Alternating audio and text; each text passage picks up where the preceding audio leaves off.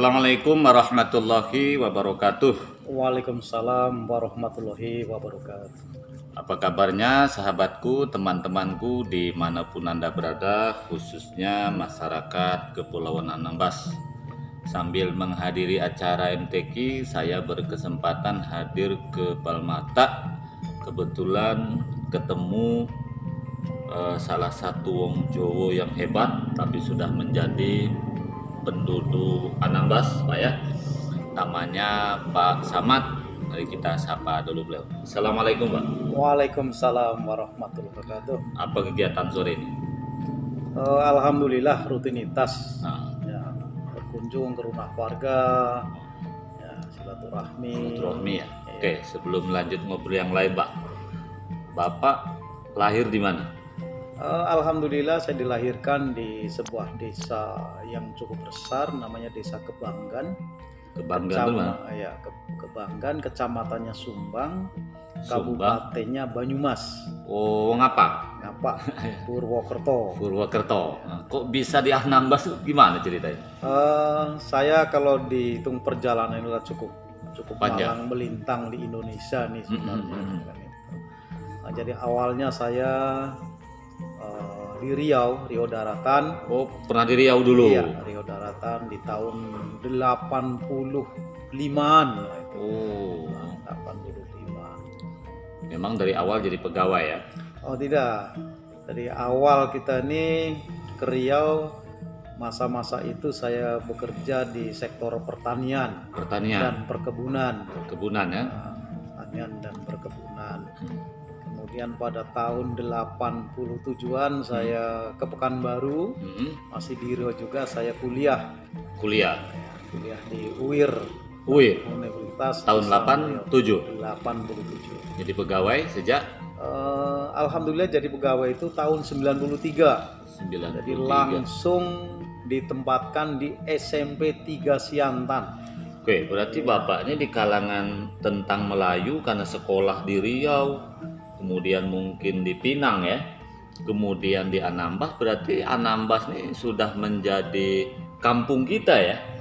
Ya sebenarnya malah justru Anambas ini menjadi kampung pertamanya, bukan kampung keduanya. Ya karena kalau dalam usia saya lebih banyak usianya di sini daripada di kampung halamannya sendiri. Di mana dilahirkan? Ya, di Oh, mana berarti dilahirkan. artinya untuk Anambas, jangan kita ini disebut pendatang lagi sebenarnya kan ya, sudah menjadi orang Anambas 100%. Oh iya Pak. Bapak nikah tahun berapa? Alhamdulillah pada tahun 2011. 2000.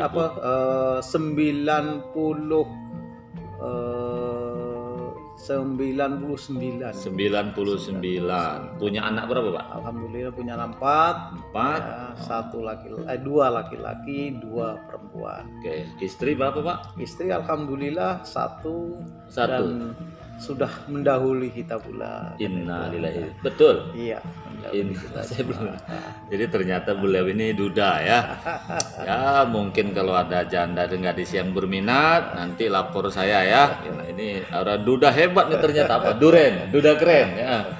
Tapi rencana ada mau nikah lagi Pak? Insya Allah karena semuanya itu kan takdirullah. Oh iya, kita kan tak bisa ya. Iya, kita nggak Oke bisa. Pak, saya mendapat informasi dari berbagai macam kalangan.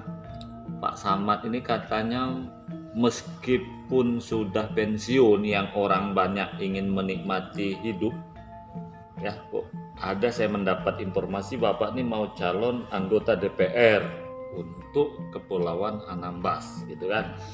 Apa yang memotivasi Pak Samad kok sudah sepuh ingin tetap berbuat? Apa itu Pak kira-kira? Motivasi itu sebenarnya bisa berasal dari mana saja sih. Jadi saya menengok pekerjaan saya itu belum selesai di negara ini. Oh. Saya tengok begitu. Jadi yang tidak saya bisa selesaikan kemarin di birokrasi, saya mencoba di jalur legislatif. Oh iya ya. Di jalur legislatif, di mana ini juga merupakan dorongan daripada kawan-kawan kita. Dan itu. Jadi di samping keinginan kita yang kuat, kita sampaikan dengan kawan-kawan dan kawan-kawan pun insya Allah ada beberapa yang mensupport kita dalam doa dan usaha kan. Insya Allah ya. Insya Allah. Terus program nanti Pak, kalau misalnya terpilih, mungkin nanti banyak konstituen yang bertanya, apa sih yang akan dilakukan Pak Samad setelah terpilih? Kira-kira gimana Pak? Kita berusaha menyuarakan Mhm.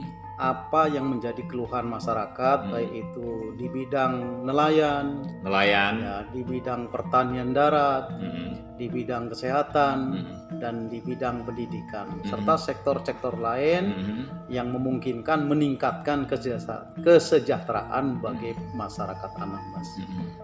Oke, kan di Anambas ini saya lihat Pak, pertanian yang dominan ya. Kan ada pertanian. Pertanian itu ternyata ada petani darat, ada petani laut. Kalau laut ini jelas ikan. Darat tuh saya lihat kemarin ke air bini, kemana itu kan banyak juga. Ternyata ada orang nanam jagung, ada juga yang nanam ubi, tapi kurang maksimal. Kalau masalah pendapatan dari pegawai, menurut saya kita tak perlu bahas lah ya. Itu urusan pemerintah. lah itu, Pak. Yang berat itu kan bagaimana peningkatan nelayan bertambah, gitu kan ya. Dan juga peningkatan petani darat juga bertambah. Dan mungkin juga ternak. Saya lihat kemarin banyak juga ternak sapi. Nah, ketika tiga pertanian itu supaya meningkat, kira-kira dalam pemikiran Bapak bagaimana solusinya itu? Kalau pertanian, baik itu darat maupun laut, kata kuncinya sebenarnya satu. Apa itu? Bagaimana memprogramkan secara serius. Oh, berarti keseriusan. Iya, keseriusan. Jadi tak kala kita tidak serius di dalam membuat program yang selalu berubah, maka tidak akan tercapai. Misal, kita buka misalnya pertanian yang ada tempat kita, sayur-sayuran misalnya. Kalau misalnya over produksi, keseriusan kita arahnya kemana? Jadi jangan hanya menghimbau bertani saja, tapi setelah hasil berpikir, mau kemana gitu kan ya, kemana, betul. gitu. Iya. Nah, jadi di sana itu petani juga diajarkan. Ya. Jadi harus juga kita korelasi dengan pengusaha, baik itu yang ada di lokal maupun di luar. Nah, untuk menjembatani hasil daripada petani tadi. Nah, bisa juga hasil lautnya juga begitu, karena ada musim-musim tertentu yang kita overproduksi, kemudian juga bingung mau buang kemana nih. Iya. Akhirnya menjadi harga jatuh, kasihan petaninya. Sekedar saran Pak Samad ya, mudah-mudahan nanti kalau Bapak saya yakin terpilih. Saya lihat kan musim kurban ya, harga lembu di Batam itu kan sekitar 25 yang paling murah. Kan kalau kurban itu 25 sampai 35. Saya tanya-tanya dirintis di mana itu ya sekitar 20 ke bawah. Ternyata upah ngangkut hanya 1,5 juta, bahkan 1 juta. Jadi sebenarnya kalau diberdayakan saja peternak sapi ini, gitu kan? Menurut saya ini kemarin kurban di Batam tuh Pak, kekurangan ratusan ribu ekor karena sapi dari Jawa, dari Lampung itu tidak bisa masuk. Nah, jadi saya harap Bapak kalau nanti terpilih jangan lupakan pertanian ternak itu menurut saya. Oke Pak, sekarang gini, kalau kira-kira memberdayakan pertanian darat Pak, seperti singkong, terong, dan segala macam, ini saya dapat informasi sebagian juga ada yang di drop di Tanjung Pinang ya, melalui kapal kan banyak tiap hari. Kira-kira kalau diberdayakan memungkinkan tidak Pak? Anambas ini kan berlian. Berlian ya sebenarnya. Iya, berlian. Berlian ini kan semakin digosok semakin mengkilat. Gitu berlian ya. Iya. Artinya kalau semakin dikerjakan banyak nanti itu. Banyak. Artinya Anambas ini tanah apa yang tak tumbuh sih? Iya. Semuanya bisa tumbuh di sini. Walaupun konturnya ya cukup ekstrim, tetapi untuk pertanian saya yakin pertanian itu akan maju di tempat kita dengan satu catatan, serius tadi gitu. Serius. Kalau nggak serius juga nggak akan bisa. Betul juga Pak. Karena saya kemarin lihat walaupun batu, ternyata di sela-sela batu itu pisang subur kan? Berarti tergantung mau serius apa tidak ya. Oke. Nah, misalnya beginilah, kita nanam singkong. Jadi petani singkong akan bertanya kepada kita kalau dianjurkan, saya tanam banyak-banyak Pak, kalau sudah produksi banyak, nah dibuang kemana? Ya, kita harus bisa menjawab. Mm-mm. Jadi pasca panen ini yang perlu sekali. Mm-mm. Untuk lokal berapa, Mm-mm. setelah itu sisanya mau diapakan, Mm-mm. mau jadikan keripik kah, mau jadikan tepung kah, apa. Bila perlu, kalau memang besar-besaran bidang singkong di sini, siapkan juga pabriknya kerjasama dengan Pemda Iya, betul. ataupun pemodal dari luar. Contohnya di Lampung sana. Terus ini Pak Samad, kita kemarin kan sudah ke kuburan tua ya. Tadi juga saya melihat ke kuburan keramat Keramat Siantan. Saya melihat kan perlu pembenahan dan menurut saya Anambas ini kan juga bisa dijadikan objek wisata, bukan sekedar laut.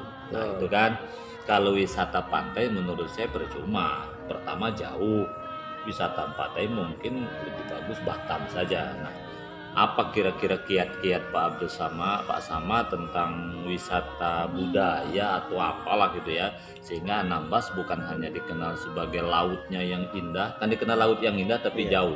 Tujuannya begitu orang ke sini banyak yang dilihat. Kira-kira menurut pemikiran Pak Samad gimana itu? Kalau kita berbicara pariwisata, ini berbicara yang multi lah, tidak bisa apple to apple. Iya. Artinya semuanya harus ditengok, semua potensi itu harus ditengok. Iya. Misalnya begini, nggak ada salahnya sih Anambas jualan pantai, tapi setelah dari pantai itu nak kemana dia? Iya. Kan itu. Supaya banyak tujuan, kan jangan itu. hanya satu kan? Jadi habis dari pantai itu kemana dia?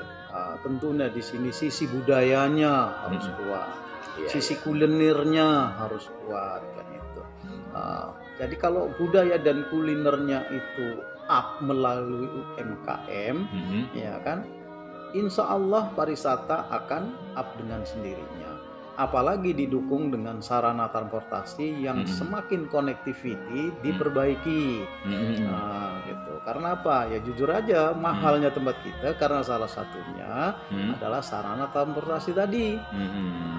Oh, berarti maksud Pak Samad pariwisata tuh semua penting gitu ya, karena tujuannya laut jalan, budaya jalan, yang lain jalan.